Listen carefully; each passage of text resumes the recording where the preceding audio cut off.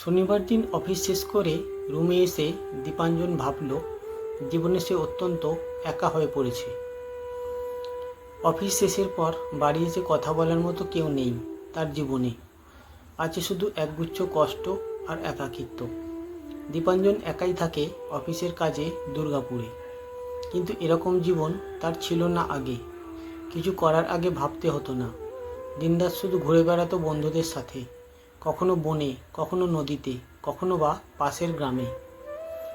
সুপ্রিয় ছোটবেলাটা দীপাঞ্জনের কাছে আজ অস্পষ্ট আয়নার মতো। চাইলেও ফিরে যাওয়া যায় না সে সময়ে। হঠাৎ টেবিলের ওপর রাখা ফোনটা বেজে ওঠে। ফোনটা রিসিভ করার পর ওই প্রান্ত থেকে ভেসে এলো, কিরে দীপু, বাইরের দরজাটা খোল। দীপাঞ্জন অবাক হয়ে বলল, দরজাটা খোল মানে? তুই কোথায়? শুভদীপ মজা করে বলে উঠল, আরে মাথা মোটা, ছোটবেলা থেকে যেমন তোর মনের ভেতরে আছি সেইখানেই। দীপাঞ্জনের ছোটবেলার প্রিয় বন্ধু। শুভদীপের আসার কথা শুনে আনন্দে প্রায় কেঁদে ফেলল দীপাঞ্জন। তারপর দরজাটা খুলে তাকে বাড়িতে প্রবেশ করালো।